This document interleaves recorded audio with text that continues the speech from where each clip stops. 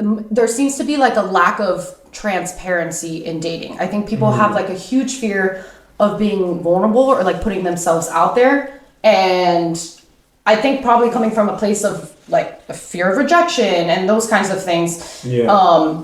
Because there's a lot of people play a lot of games. Like they want to kind of beat around the bush of how they feel or don't want to be straight up of what they want in a relationship or what they're looking for in general. I feel like that was like the biggest thing. No one's willing to be just like straight up and transparent about about what they're looking for, how they feel about a person. I feel like that art has been lost. There's different people that think differently, but there's also people who think the same and think samely. If samely is a word. Samely's not a word. Yes, it is, man. I'll look it up right now. Samely? Samely is a word or no? Samely? No. No damn way. Similarly. It works. Similarly. It works in the context. Similarities. That's probably the alcohol. That works. That's probably the alcohol, sorry. But we got that's the dawn. But come on. No, we can't say. We just talked about that, yo. We said we're not gonna say that name no more, yo. Right now. That's gonna be edited out. Don't worry. Key, we're gonna keep it. no, we keeping it. I'm at work. I'm like, this is something like my. You know, at home maybe nobody listens to me, but I'm at work and I tell my patients something, they listen to me. Like I say something and they do it for the most part. So like that's mine. You know, that's mine. That's something where I feel I have a little more control of than whatever the hell chaos sometimes. It's like you remember you actually got power now. Yeah. Like I actually have authority for real. Yeah. I don't at home, but at work, like y'all gonna listen to me. This is me. You about to lock in with your boy Kev on the Unbrothered Podcast. It's your boy Key, you know it's Unbrothered Podcast. Let's go! Come on, Welcome to the Unbrothered Podcast. What it do? That's Kev to my right, shooting people in the face. Once again, as always, we have some special guests today. Oh my word. Look at the three. Right here to my left first is Jess. Jess, say hi. Hey, everybody. Okay. In the middle we have Miss Sharon. Wave. Hello. She was just singing. What were you singing before we started? I don't know. What was I singing? Were we not singing? A lot of things. They'll be doing There's a lot karaoke. going on. Yeah. Karaoke. Singing here and there. Periodically, they'll just bust out a tune from Adele or something Oh, like like, that. no. Backstreet Boys. It was I Want It That Way. Oh, Yes. There it is. There it Is it is. nice and all? Our life is a musical. Ain't nothing but... Okay, continue. Beautiful. Nice. To Sharon's left, we have Andrea. Hi. Who also has my mom's name. So sweet. Andrea. So The dynamic sweet. duo. Awesome. What's up? So why are they here? Well, there was a time we was in the office space. I'm not gonna give too much detail before we get canceled, but we were just talking about a lot of different topics, and I thought it would be good to have them come on because there's a lot of relatability, I feel like, and a lot of different perspectives they can give that will be able to kind of give people a voice and let them know that there's different people that think differently, but there's also people who think the same and think samely. If samely is a word. Samely's not a word. Yes, it is, man. I'll look it up right now. Samely? Samely is a word or no? Samely? No. No damn way. Similarly. It works. Similarly. It works in the context. Similarly. Similarities. That's probably the alcohol. That works. That's probably the alcohol, sorry. But we got that's the dawn.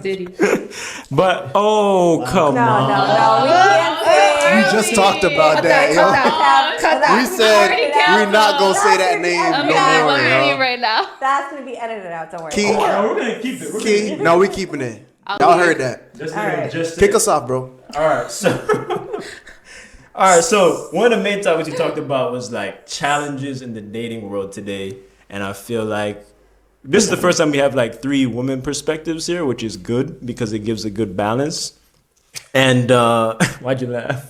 It's because y'all usually be eating us up saying that we only got men perspective on this podcast. So we gonna make sure you know that, they get it all out. And I'm gonna try my best to be quiet. We need the balance. It's a balance. A win. No, I'm just kidding. Yeah. So, I mean, I guess I'll pose the question for whoever wants to go first. Pretty much, what challenges they face in the dating world. Sharon, of course, is married though. Show them the ring, please, so that they recognize. Excuse me. That's all him. But she'll, of course, give her perspective, like beforehand, or like what she sees, even in her upbringing and stuff like that. So whoever wants to go first, let's talk about something maybe like what has been, I guess, a limiting factor to people get into long-term relationships and stuff like that. Whoever wants to go first. Are you saying so like before they're in a long-term relationship, or like in the process of meeting people to get in a long-term relationship? That one. That Okay. part. That part. I mean, I'll say straight up, I think the hardest thing, even when I was dating, and definitely more so now than ever before, people have lost the ability to communicate with one another face to face. So everything, even like when I was dating, it already started shifting to like all your conversations via text. Or, you know, you text someone and then you're playing the game. Are they going to text me back? Are they not going to text me back? Or did they read it? Did they not?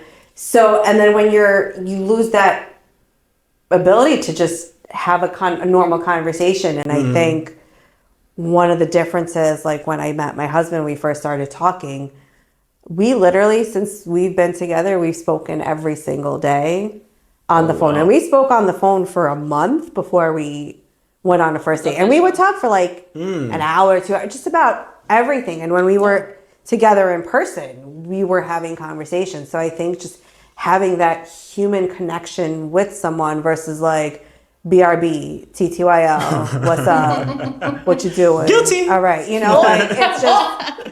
That was a younger me. Fair. Immature. I have some input. Before I started dating my boyfriend, I feel like in this day and age, a lot of people are using apps because that's just where people find. We met in real life. Apps. We didn't meet via app. We met in person through mutual friends. What I was gonna say was, I think people get bored. We're living in a world where we get like instant gratification. So like swiping and like, oh, he said something that kind of threw me off, and it's like, That's facts. I don't, that like, give you like the ick. Like people use that word, like that kind of threw me off, and it's like, let me go look for someone else. This person's kind of not like. Pause there. Give me one type of ick. Oh, Just one. there's definitely a lot. I want to I want one. Like one you've actually experienced, you like, hell no to that person. Like when someone, like people are like, oh, let me fly you out to LA for a weekend. You wouldn't like that? That's an ick? That's an ick for me because it's like, before you get to know me, you're like, let me just fly you out. I don't know. I'm the type of person bombing in that it's like, yeah, it's kind of like showing off. Wearing maybe a little bit. That's like a Like you can fly me out to LA, but get to know me first. Before you want to just fly me out, like ask me questions, like who are you? Like why are you gonna fly me out to LA? I can fly myself out to LA. Oh, excuse me. I'll fly myself. I feel like I would say from my experience, there seems to be like a lack of transparency in dating. I think people have like a huge fear of being vulnerable or like putting themselves out there. And I think probably coming from a place of like a fear of rejection and those kinds of things. Yeah. Because there's a lot of people play a lot of games. Like they want to kind of beat around the bush of how they feel, or don't want to be straight up of what they want in a relationship, or what they're looking for in general. I feel like that was like the biggest thing. No one's willing to be just like straight up and transparent about about what they're looking for, how they feel about a person.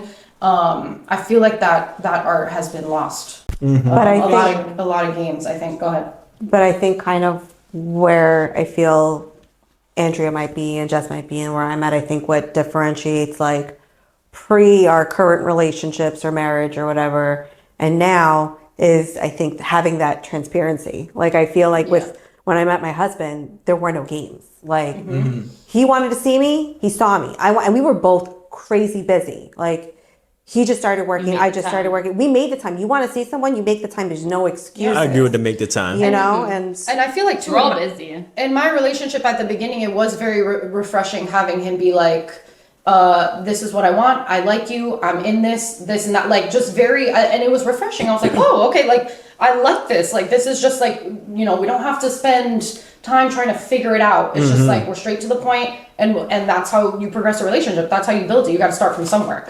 100%. Yeah. And just being upfront and like literally just genuine. They're We're literally all very like genuine, transparent Yes. people, so I think that's like important. But I think for almost everyone, but some people like the game a little more. Yeah, and I'm not Well, going to like playing underestimate like how hard that is, though. It's hard to be like vulnerable and upfront about what you want and those kinds of things, especially when there is a big risk. There's so much on the line with that, so I'm not going to discount that.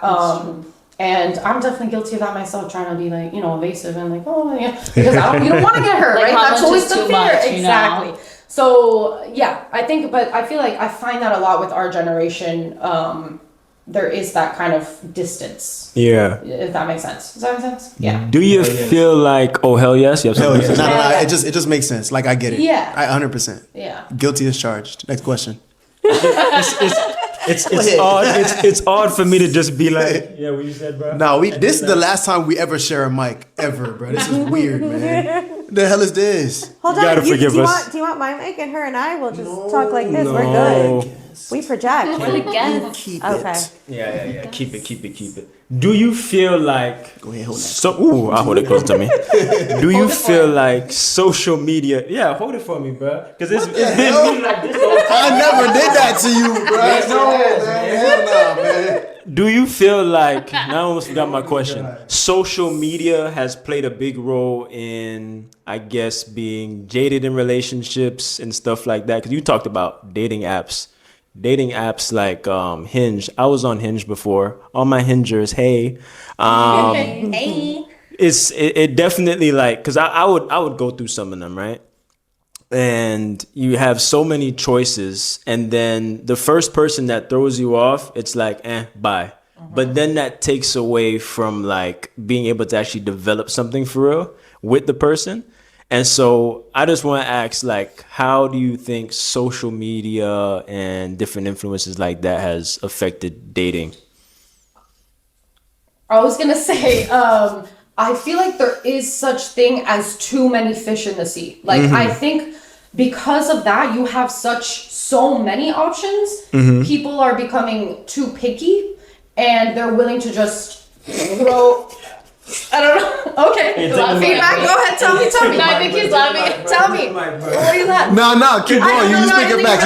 You speak it back. But I think there is something to say. Like people aren't willing to put time into something because they're like, oh, there's always another option. So they won't put in the work for that. They won't try. Instant gratification. The instant gratification. Same with like you go on a first date and it's not like an immediate connection. They're like, oh, screw this, I'm on to the next. Where instead of trying to actually maybe like, grow the relationship, see what happens, you're just throwing it out the window. You have to be definitely like there needs to be some kind of attraction. It doesn't have to be like hot and fiery and passionate, but exactly what Andrea was saying. I think nobody wants to put work into a relationship anymore. Everything is just convenience. It's too hard. And sometimes certain like deeper relationships, sorry, continue. No. All I was going to say, and I feel like people, they don't want to.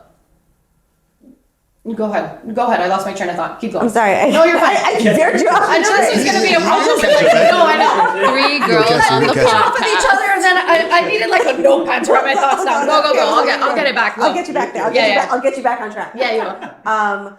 Now I lost my train. 5 minutes later. All right, next question No, then, bro. wait, so that no one's willing to put in the work. No one's willing to put in the work anymore. Right. Yes. And then what was I gonna go? I'm not sure. Yes, man. Come on. And what else?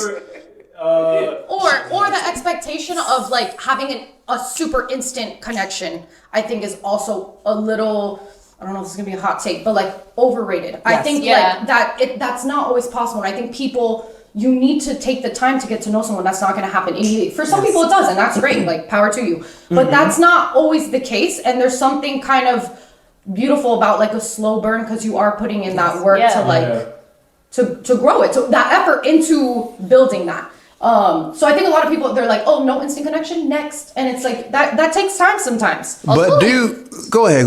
Also like friendships, like any type of relationship, not everyone, like, I think about some of my closest friends, a lot of them, we were friends like right off the bat, but some of them we weren't. And it's like, you kind of, and it's like, you don't plan, I want that person to be my best friend, like I want this person to be my partner. But then you end up building that foundation, building a relationship. You're like, oh, like we're actually very similar. We have a lot in common. Like I like you. Like I can effortlessly be around you, and like and sometimes like, oh, this works. I'm gonna take it to a whole different. And you can't be picky as you figure that out. Yeah, is what you're saying. Like with friends, you're not as picky because it's like your friends, you know. Like I feel like when you're looking for a partner, you're more like, who do I want to be like alongside me, like grow a relationship with? Like I feel like you're more picky with that versus like a friend is a friend.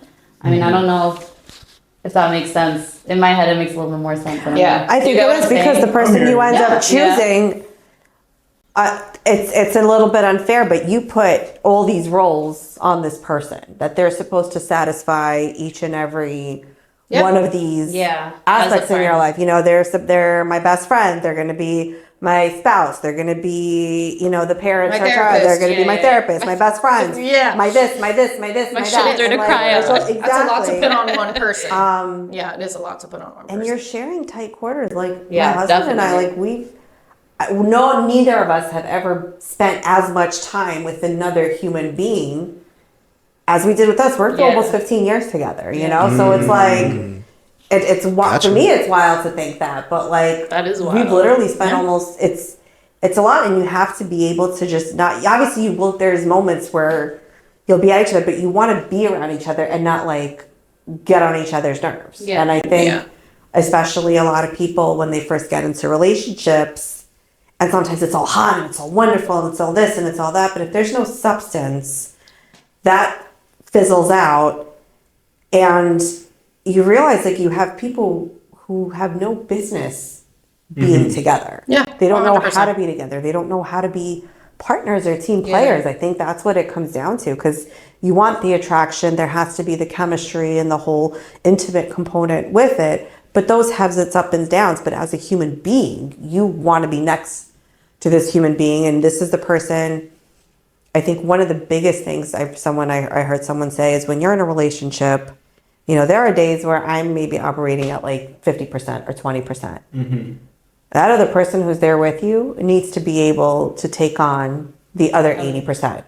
And vice versa. Like if maybe he's not feeling well, maybe he's had a rough day at work and he just needs to like shut down. Fine. I got the fort. Even if it's like months at a time. Some people like can only give 10%, ebbs and flows. Some months, you know, like that's life. Like I think that's the other problem with modern relationships too. Like our generation, they go into a relationship thinking like, what am I gonna get out of this? And like, what is this person gonna give me? And I think that's like a terrible way to go into a relationship. It's like, what can I get? Like, I think a huge part of a relationship that people our age forget is like, it's sacrifice. What are you giving that person? How are you going to raise them up? And ideally they're doing the same for you, right? So I think and I think that's probably why a lot of relationships fail, because they're taking. And when that person can't give in a moment, they're not at 100%, you're not getting anything, they're like, all right, well, screw this. And I think they're not willing to they look for it elsewhere. Or that. Oh yes, elsewhere. I don't like that. Elsewhere. But yeah, and I think that's why a lot of relationships, they're not willing to put in the work or like sacrifice, or because a lot of people just take. They're like, what can I get out of this? Or they're staying in something because they don't want to be alone. Or that. Like they just don't, the fear of being alone. They're comfortable, and maybe it took them so long to find something.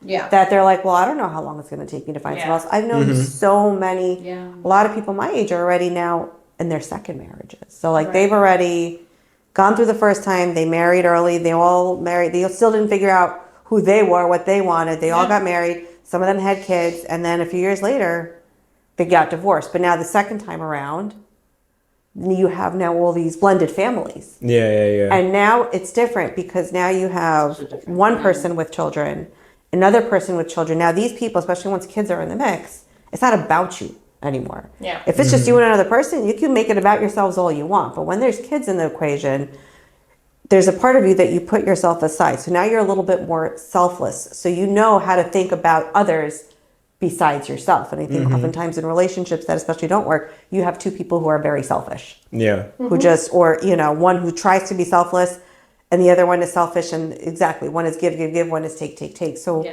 now you have these blended families where they're putting in the work together and to each other and to each other's family, and there's respect and there's love.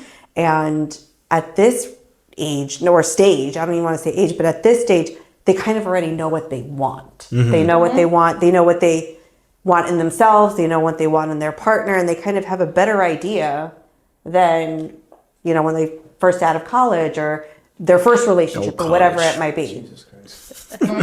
Oh, college, man. I made a lot of mistakes back then. Oh, yeah. Yeah, man. The transition, I'm going to transition because you said something about motherhood, which I think is a very special thing. How many kids do you have again, Sharon, for the crowd to know? I've got 2. I've got a 12-and-a-half-year-old and an 8-and-a-half-year-old. Very cute kid. She just saw them today. She just saw them today. Oh, nice. Very cute. Andrea, how many kids do you have right None yet. None yet. now? Good. Okay. Future, Jess, how many kids do you have right now? I'm playing with you. No kids. No, but I just want y'all to talk because I think this would be good to kind of expand our, audience a little bit and talking about, I guess, the expectations that you guys may have of motherhood, or also what you look forward to in motherhood. And since you already have children, kind of giving people a perspective of what motherhood has been like in your life. So what I will say is, for me, it's definitely obviously I don't want to say obviously because it's not obvious to everyone. It's a blessing. It's a huge blessing. I'm thankful that I was able to have children. I feel like nowadays, just parenthood in general, being a parent, and being a mother, I think it's there's a lot. It's very loaded because maybe there are women. There are women who want children who can't have children or who are trying. There are women who don't want children. So I think, I'm very blessed that, I have the kids I do. And, they really, honestly, everything we do is for them, and to see the kind of people they're developing into, that they're respectful, kind, contributing members to society. That, is one of the greatest blessings. But for me, it's funny when we were talking earlier about relationships. One of the things is, when both of my kids were first born, I think from the get-go, you know already what unconditional love is, because you don't know this person, and all of a sudden they're here, and you're like, well, are they okay? They're in the nursery. Are they crying? God forbid something happens to them. Like, Really that's lifeline. it. Yeah. So that's unconditional love, right? But for me to get to a point, and it's not necessarily popular opinion, but there's you love them because it's unconditional, but then there's a whole other thing of actually liking your kids. Yeah. Oh, you know? I can talk about that. You got a favorite, Sharon? Damn. Yeah. Probably You fast. got It's just, favorites? you know what? No, they're both amazing, and they're both. I love them. Do I like them? It's a different story.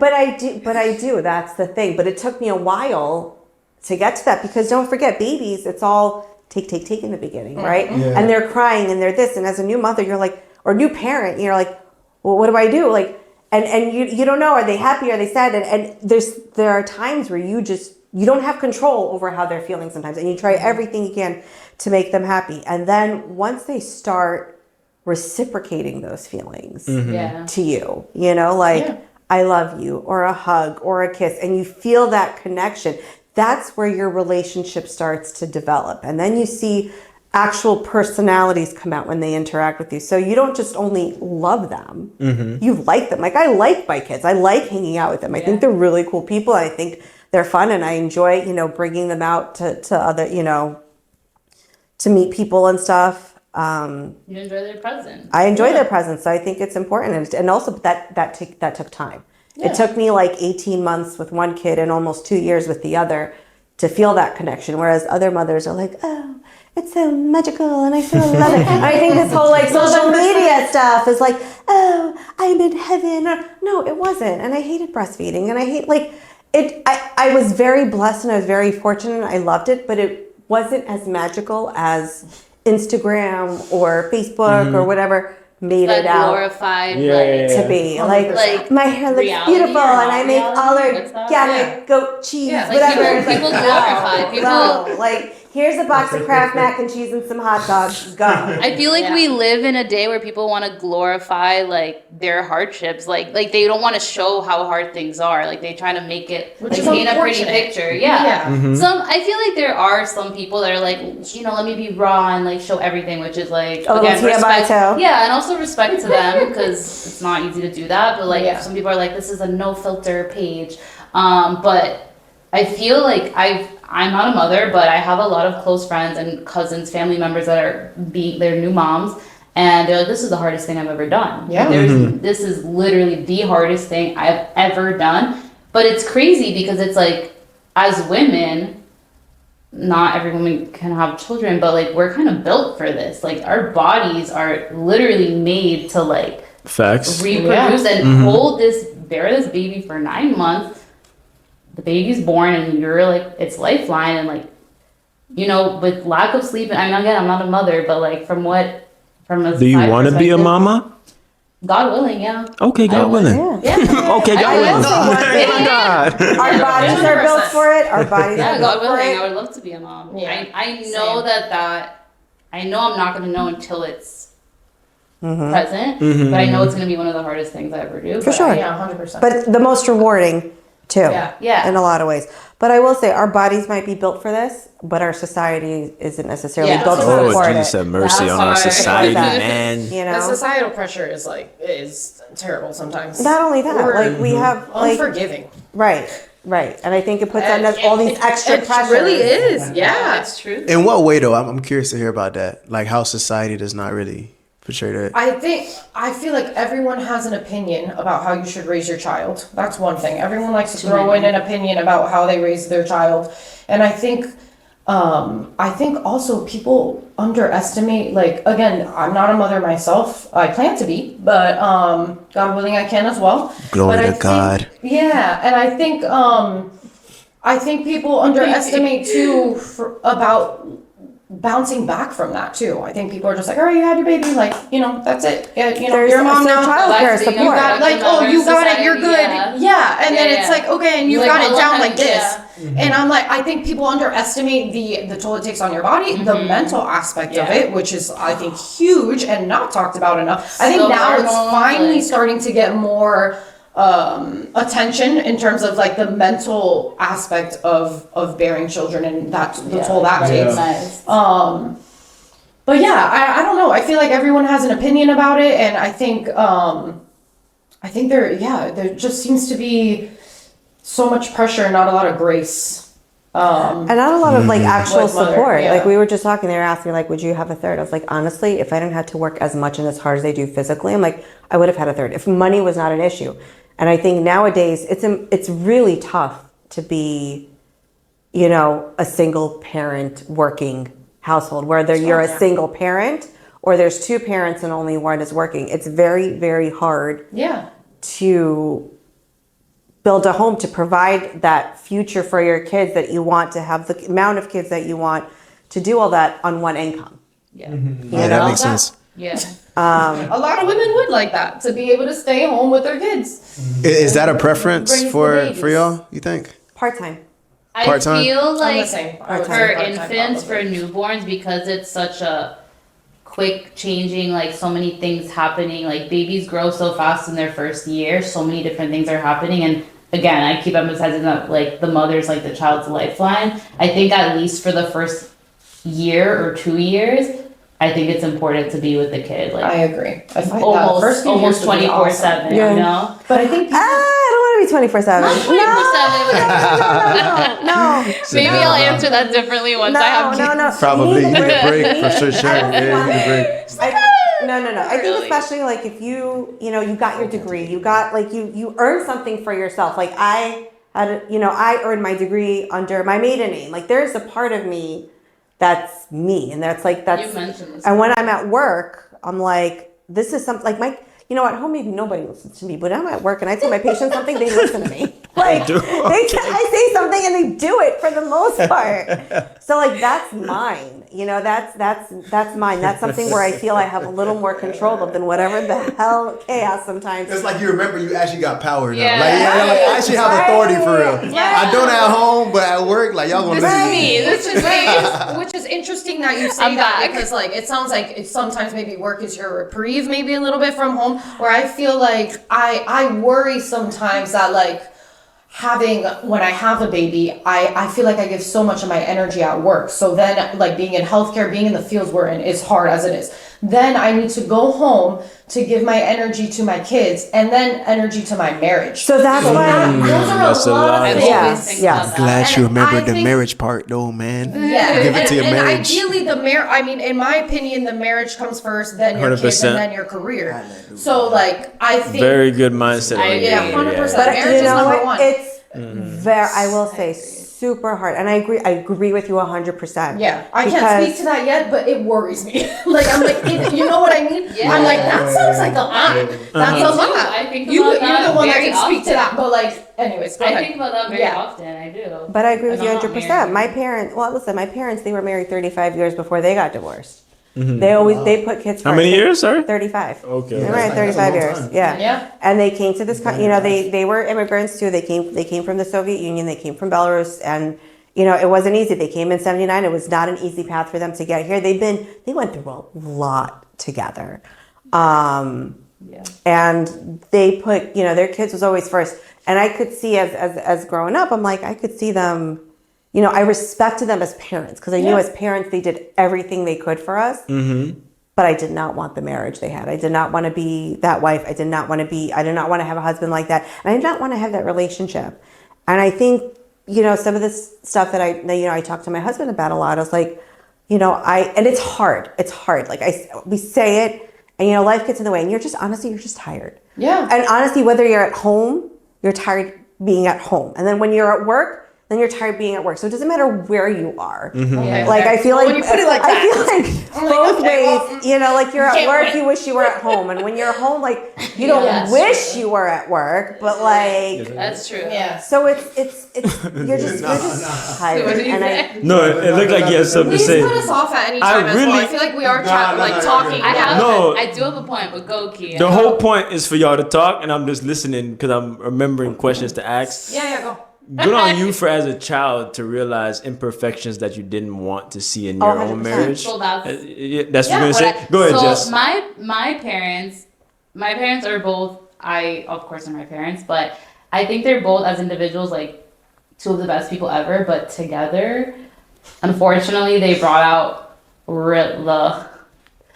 say it as it is. The worst in each other. the like worst what? in each other. Yeah, Sorry, yeah. love you guys. No, they know. And I'm being the oldest child of the three. I was older, but I was kind of an advocate of like. So my parents, I know that they always put the kids first, and like thank God my brothers and I are very good kids, very good young individuals. Like we're very we're good people, we're good humans, and that's because my parents put us first. Yes. But I think that's the mistake that they made. They didn't put the marriage first. So that's a huge that's something I think that can save a marriage. But the because question. when you don't. So what does it mean to put a marriage first? Because I will say I think the biggest thing, one of the things that my husband said when we first met is like the two most important things, and this is literally on our first date, is honesty and open communication. But that's not necessarily putting each other first. So I'll say, as my parents, I idolized their relationship. I think maybe too much, to a fault. They were like your perfect couple, like disgustingly happy. That thing. I saw them be affectionate with each other. Disgustingly happy? I know. I'm being facetious. Damn. No. I get other it. kid. You know what I mean? We need more of that though. We do. No. Yeah. But no, my point being, I saw them be affectionate. I've always I idolized them. I never really saw them fight or anything like that. I will say though, and I feel like they had rough patches in their marriage, and I think they handled them with grace from what I can see as their kid. I'm sure there was plenty I didn't see, but I will say I wish they would have maybe fought more in front of us. Hold on. Let her finish. I want to hear what she says. Let her finish. Because me next, boy. There's a way to fight. Like argue, like bicker, like Not even. Oh, No, what I okay. mean is like I wish I would have seen them conflict resolution. That's what I'd like to see. Okay. Because I feel like I struggle with that in my relationship. Like my communication skills have been challenged in a good way. I think it's benefiting me. But I feel like because I didn't, not that my parents didn't communicate, but they communicated well. But I think because I didn't see where they were challenged and how they resolved that, I didn't gain that skill. Does that make sense? Is it? Well, I have a question though. Is it almost to the point where the idea of arguing or being mad is like a negative thing to you, where you don't even know how to like you 100%. being angry is something you have to suppress. Yeah. Because you feel like that could be the end of something. Yeah, and I would, in my relationship too, I was like, oh, it needs to be this way because my parents did it this way. And I was like, but like my relationship with my boyfriend is obviously not my parents. It can never be my parents. It's my own relationship, and I have to like face those challenges separate from what my parents did. It's not going to be the same. It's not going to look the same. But I think the one thing I would have wish I would have learned from my parents' relationship, it's amazing. It is beautiful. I see what they have is truly like forever. But I wish I would have seen them, resolve conflict. I think that's important to do in front of your kids. Because I think maybe in their heads they were like, oh, the kids, like we got whatever. And again, I don't know. I don't actually know what happened behind closed doors. But I wish like I would have seen that, or they would have done that more in front of us, if that makes sense. Makes sense. Absolutely, 100%. More to add? No, let me tell you something. That was really good because I feel like communication is really the cause for even wars, 100%. warfare, and pride.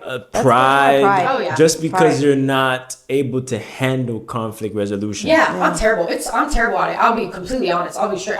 It's rough. And the fact that you It's handled hard. that young, you saw that young, shows how important upbringing is. Yeah.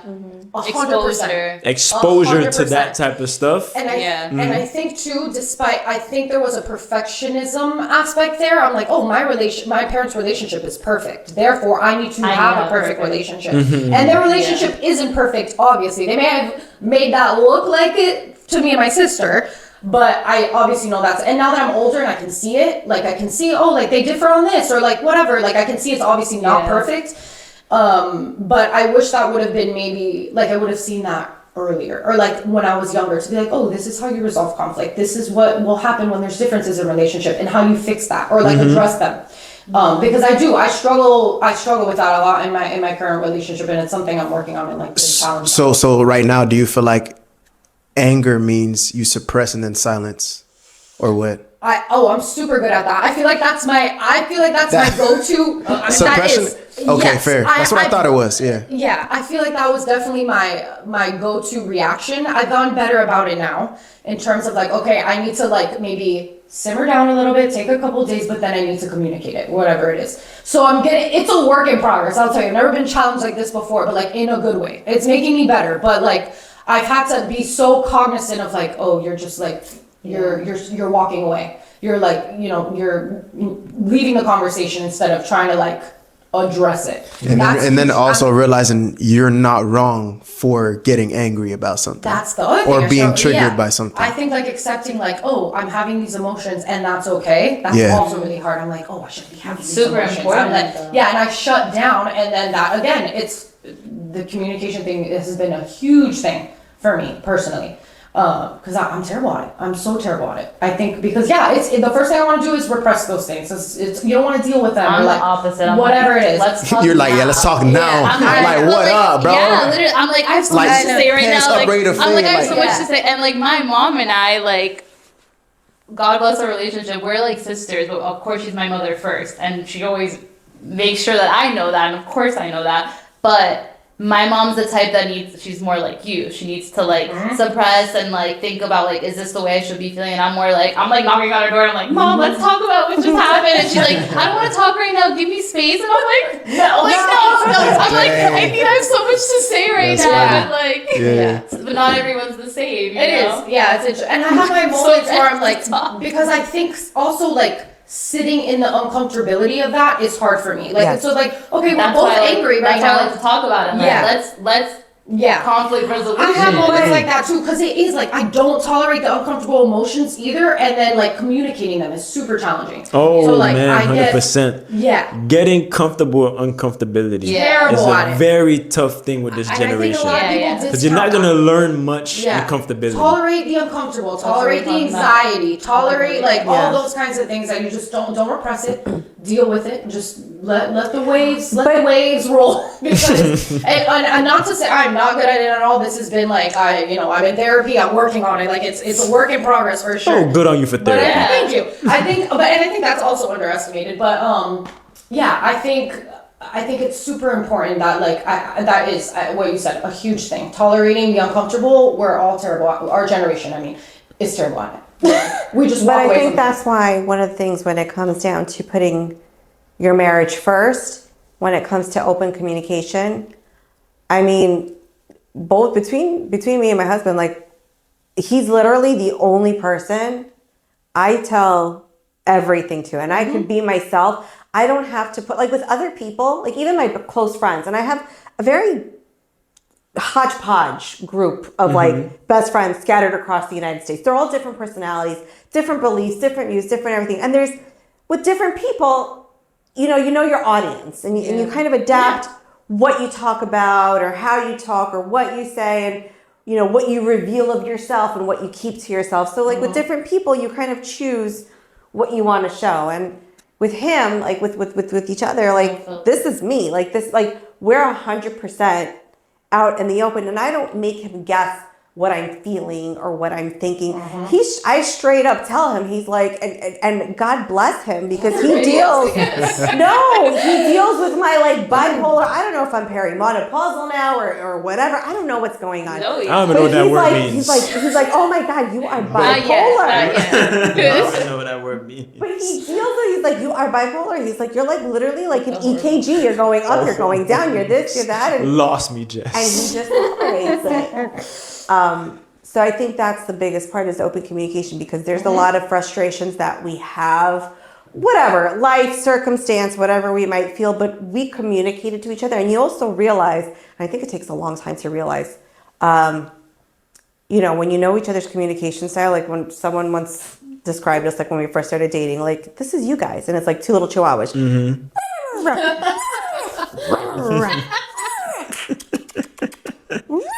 Fair. That's accurate. But I think that's kind of like, that's like for me, that's like How was it? a little more passionate. It's more, it's how we communicate. It's how we communicate. No, yeah, I hear you. It's you kind of realize, and you realize like certain things, you're like, okay, this is not personal. Or this is how they need to react. This is how they need to, and I have a hard time with that too. Like, I think there could be maybe a handful of times where my husband and I got into like either a really big argument or whatever, and like he like would probably need a day, and I don't feel comfortable with that. So I'm like, I need to resolve it right now. I don't like going to sleep, with unresolved issues. Like I get anxious, I get nervous. I'm like, I don't like it. Well, there's one like That's fair. one of many rules that my boyfriend and I have, and it's like we don't go to sleep like mad. Like if there's something, like we will talk about it before we go to sleep. Oh, you better than me. Yeah. No, I think Sometimes I like to sleep sometimes on it. you I ain't need gonna it. lie. Yeah, Sometimes I do like to down. sleep on it. Some people can do that, but I think there's Can be something unpopular fair. opinion, Take a few days. Because when I'm hot, it's like the Yes. emotions are gonna be too much, Yeah. and it's like I'm gonna snap on you before we go to Exactly. And And you're that's the gonna other say thing. stuff You know that what I mean? like you don't mean, you don't Nah. truly. So Jess, you snapping on your boyfriend right now. I feel it right now. I feel like he was more like you, and I kind of like molded him into like we're gonna talk about it now. Like no. But I think He's there's his own something to say person, but- about like coming from these things from an emotional place. Like I definitely am the type I need to simmer down person. And also because my thoughts are not where I want them to be when I'm trying to articulate something like important or whatever. And there's a way to do it. I think there's a way to do it in a respectful way, in a non-accusatory way. Like I think there's ways to communicate that maybe take some time. You gotta take a second from the emotions before you can come back to it with a clear mind and be like, all right, let's do it, or whatever it is. Facts. I'm that way. I need some time sometimes. Other times I can go into it like, all right, let's just knock this out. But I guess it just depends on the situation. But yeah, it can be a hothead I think sometimes. if So I'm like, I need there a second. are like strong emotions in, I guess like I'm trying to think about like my scenarios, we'll talk about it again. It's like, okay, we spoke about it, and then the next day, now that we're a little bit more calm, the emotions kind of simmer down. Let's talk about it again. It's like, if was there something that we didn't mention? Did I say this in the wrong way because it was in the heat of the moment, and things like that? Yeah. Beautiful. You heard it here, folks. You heard it here first. Conflict resolution. How to handle your problems in marriage and relationships, going from back and forth. Don't sleep when you Yeah. conflict resolution Don't take advice from us. I will add, you can have all kinds of conflicts you want, and it's good as far as what you said as a child. If you see your parents, how they handle conflict together, the one thing that you don't want to do, all right, and this is sometimes hard, don't put the other person down in front of your children. So do not put your spouse down. I agree. I'm glad my parents never did something and like that. And do not talk to your kids. You know, when you talk to your kids about their parent, whether it's the father or the mother, when you talk about the parent, the other person, only in the best light to your kids. Because they got nothing to do with it. I think that's part of putting the marriage first. Yes. Yeah. You know? But I think that, my parents were very adamant about, they had their date nights. They were like, okay, leave us alone. We want our time. That kind of thing where, I think that's what they meant by or they didn't I think it's super easy to become, from what I see, I don't know yet, obsessed with your children. I've seen it. I've seen, you put your whole self into your child. You put your marriage on the back burner. You put literally everything else on the back burner. Yeah. And without having that foresight to be like, okay, well, I'm not putting the effort into my marriage. Yeah. Kids need that foundation of a marriage. 100%. But now you have your parents who grew up in a generation, generations. They've had, how many years have they been married? 35. Okay. 30.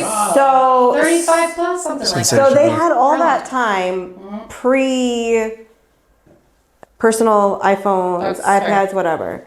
And now we're kind of in the thick of it right now, right? With kids and, where am I working? Where is he working? Where's one kid? Where's the other kid? So you're going boom, boom, boom, boom, boom. So when the day is done, he's on his device and I'm on my device. Because that's our way of just we need to disconnect and shut down. And it's hard to connect with each other. And I think, back then when you don't have these devices that you're just you just have glued to, you have each other. So I think it's easier to put your marriage first then versus now. And I think what I find is much harder now is to find ways, again, to connect. Yeah.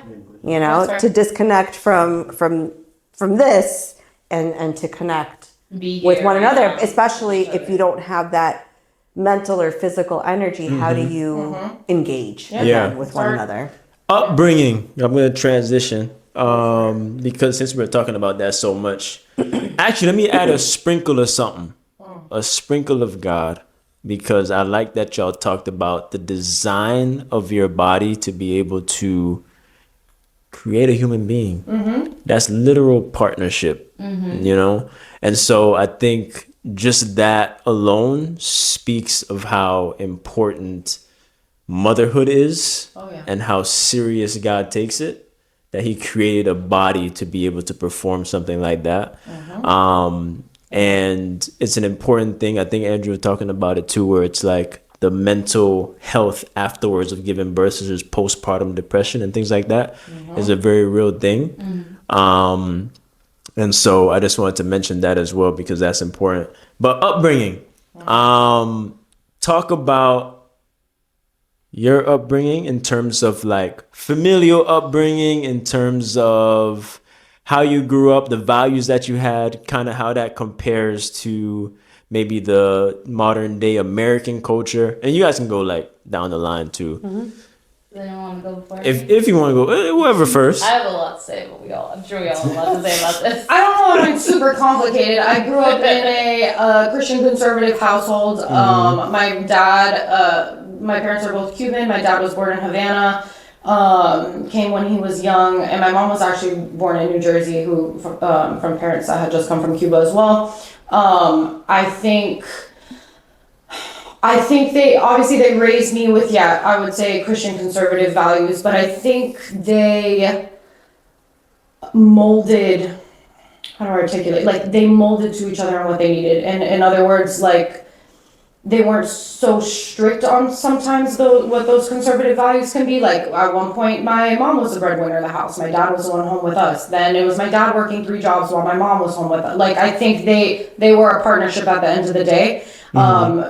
You know, because when you think of like those typical conservative values, that kind of thing. But I think they were able to. I think they put their partnership over everything. But yeah, I think and. You want us to talk like how that affects us now? You say how it affects you now, maybe even how it affects you in the job outlook, culturally, decisions you make, things like that. I think also coming from a Christian conservative household, I think that's very countercultural in today's secular world. So good word. Very unpopular. Very unpopular. So I think, and my parents were, especially my dad, I think.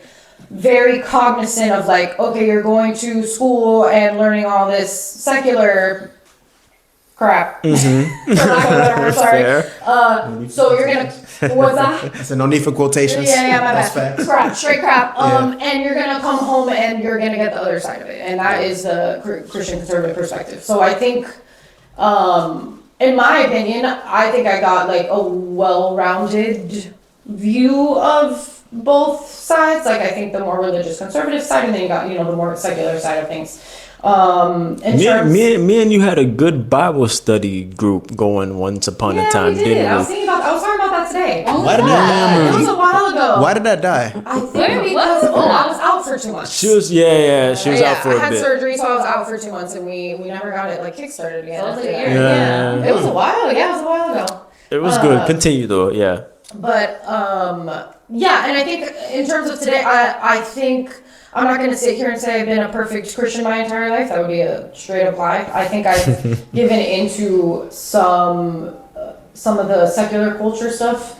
I think it's always at the root in me, if that makes sense. And I try to stick to those roots. But yeah, sometimes, I mean, yeah, you know, that temptation in the secular world is rough sometimes. It's rough fighting that. So I think, so yeah, I haven't been, but I think I'm glad I have that perspective too, or that like anchor, there we go, anchor to fall back on. Yes. Do you find you and your sister, like what's the age difference between you and your sister? 3 years? It's just the 2 of you, right? Just the 2 of us. Same parents. Do you find, meaning like same parents, but do you find yourselves more similar, or you guys are different, or, you know, I'm trying to give the perspective of like, you can have same parents, same kids, but totally different Yeah, I used to see that a lot. and everything. Yeah, I think political views were pretty much aligned. Okay. I'd say we're pretty much aligned politically.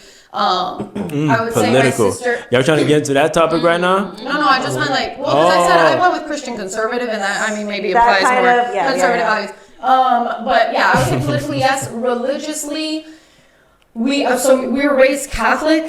My sister practices Catholicism. Okay. I would say, I don't want to say better, more. I don't know More what the word is. observant. Yes, More observant. than I am. Where I have maybe some qualms with You're the Catholic traditional? Church. I struggle with that aspect of things a little bit more maybe than her. And I think, I think sometimes I just struggle maybe with my relationship with God in general, where she is a little bit more, Embracing. embracing. Of it. Sure. Yeah, that's a good thing. Accepting and embracing. Yes. Okay. Where I'm a little bit more stubborn and self-reliant. I would say that would be our big difference. Yeah. Okay. Yeah. Okay. Nobody's perfect with it. I mean, at the end of the day, in terms of like all the influence you get from the secular and things like that, I was into a lot of things too. Casual sex, different addictions, weed smoker. I'll roll that for you. Don't even worry about it. Puff, smoke, we out. No problem. Yeah. You know what I'm saying? So like, in terms of actually being influenced by that, you know, I wasn't perfect. I had a background too. So I like what you said about the anchor though, where your upbringing still kept you from going too far. And I identified with that too. Go ahead, yeah. So I grew up of Jewish faith. My dad's Israeli, my mom's Venezuelan Jewish.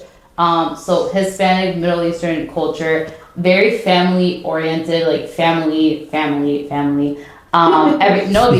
it really like no matter what, like it was very like traditional too. Like our culture is really some of like my best memories of like my childhood. Like every Friday night was family night. We had Shabbat dinner. So it would be like my grandparents, all my cousins. We were so fortunate enough to all grow up close to each other. Physically close also, like spatially, whatever. Every Friday night it was, we have dinner, the cousins are hanging out.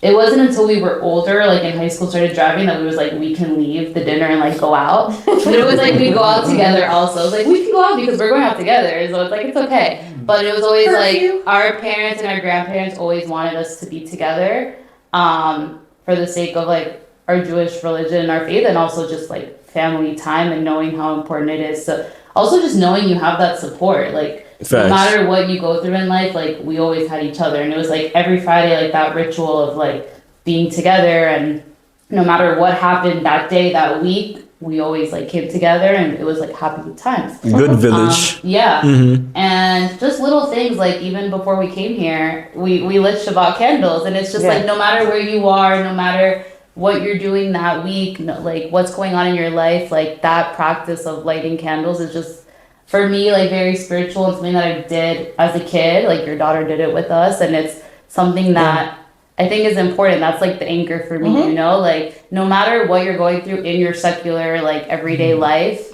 going back to that is very like, I don't know, refreshing, and it's just, it feels like, it feels like deep. It's deeper than like what we go, what our, you're creating also positive Oh, connotations, but you're creating positive experience. You're creating, like, essentially it's positive reinforcement when it comes to religion. Because I feel like it doesn't matter if you're Jewish or you're Catholic or Christian or whatever. If you grow up with all these negative connotations or just like this, you know, something that leaves like a bad taste in your mouth, that's it. But if you have, like, we try to create positive associations. We're not by any means, I mean, I grew up traditional. My parents came from, you know, the Soviet Union, as I said earlier. We grew up speaking Russian. Back then, you know, they're from Belarus. Nowadays, it makes a difference what country you're from because now it's its own language. But back then, it didn't matter. My husband and his family, they're from Ukraine, and he looks Ukrainian, he looks more Israeli than he does Ukrainian. But they don't, same thing. We all grew up speaking, they came literally right after the fall. So we grew up all, you know, Eastern European. It's all the same. It's all Russian language, all the same food. But for us, I think the biggest part is being of Jewish faith. Back in the Soviet Union, that was actually your nationality. So on your passport, like that was first. No, not first. Like literally on your passport, what was your nationality? Was Jew. That was stamped on that. Wow. Not you're from Belarus, not you're from Ukraine. Like that's who you are. So like that. So for me, that's what came first. You're a Jew first, and then you're everything else wherever you are. Like kind of getting at. It's like, you know, our parents weren't telling us you're a Jew first, but through our customs and cultures and traditions, it was like, this is who we are. That's through that, but they just made it easy for you. Like boom, done. They did tell you. Done. That's book it. Yeah, that is different than like Christianity or whatever. But you know what? It made it. I will say, like, there are certain things. So I think, you know, for me, like when I was looking for a serious relationship, because I had my fun, obviously. When I wanted something serious, I knew I wanted to be like with another. I wanted another Jewish person. I don't care what nationality or what country, but for me, they had to be Jewish because I think above all else, for me personally, the continuation of that tradition. Yeah. I grew up traditional. We weren't observant. My sister's actually, she became religious when she was in her early 20s for herself. So she's observant, but we grew up traditional, just celebrating the main holidays and everything. And I got lucky in that my husband also is, you know, Eastern European, Russian, Ukrainian, whatever. For us, it's all the same crap. It's all the same shit, you know. So for that, but that also made it easier because when we all sit at the table, so we have a smaller family, and I think you know, one of the things I wish I always did have is I wish I always had that like just like this big family where cousins or whatever, we always got together. We didn't have that. I did grow up with my cousins and I have fond memories, but over time we just, you know, like nothing stuck. And my husband, he's an only child, and not so much by choice, but that's just how life happened for them. You know, there were several instances, but it just didn't pan out. So it's just us. So when we met, like we try to make it, you know, when we have people over, we try to create this like family atmosphere. Come sit. Yeah. Come eat with us. And I think it was nice because I think just having that, the more things you have in common. You're getting teary-eyed, Sharon. You're right there? No, I'm good. Okay. Just making sure. I'm good. The more things you have in common at like the core, like at your core, what holds you together, it makes a lot of things easier. It's deeper. You understand things without having to say things. You're speaking in terms of like a marriage. Or in relationships, even our relationships, friends, period. even for certain friends, like certain people, we had like other people where just certain things are left unspoken because you just get it. Yeah. You're sitting at the table and you're drinking and you know how to drink and you know how to eat and you know how to you just do stuff and it's from the heart, like you just get certain things without actually having to explicitly say certain things. You share the same anchor. You share the same anchor, man. I don't know about sharing the same anchor. Hallelujah. No, we. But maybe the same life jackets. I ain't gonna lie, that's hard to anchor. Y'all been spitting with the anchor today. Like, nah, for real. I'm gonna walk home thinking about anchor. You like that? Put it on a shirt. What anchors Nah, you? for real. Put it on That's a shirt. tough. Anchor. We have your That's first tough. merch. That's tough. Yeah. Anchors away. 100%. So, y'all heard some good stuff from the ladies here. Anchor in your marriage. Anchor in your long-term relationships and friendships. Anchor in times of motherhood. Anchor in terms of familiar circumstances. Anchor in terms of upbringing. You heard it here first. We're going to wrap up today. Is there anything else y'all want to say? This was actually very good. We actually went to an hour. My goodness gracious. Wow. You feel like Doesn't feel they're like like on the side. They're on the side, like Yeah. they're like I'm not surprised at Oh, all. shit, 45 Time minutes. Oh flies shit, when you're 53 having minutes. fun. Time was flies fun. when you're having fun, kids. It really What's does. it called? The Love and what is it? Love and Marriage. The Married with Children theme song by Frank Sinatra just came to mind. Do you want to sing it for us as a Oh closeout? God, no! I don't know. Hold on, wait! I'm playing another for song. it. Wait a second. Oh no, because it's probably going to be copyright, and I can't do that because it's Frank Sinatra, so I can't put that in there. Well done. Well done. Thinking. We're just gonna shoot at you like this. Boom, boom, boom, boom, boom. They're gonna shoot or they're gonna wave. This is Unbrother Podcast. We're tuning out. Bless to y'all now. Woo! God bless. Yes. Yes. Hey!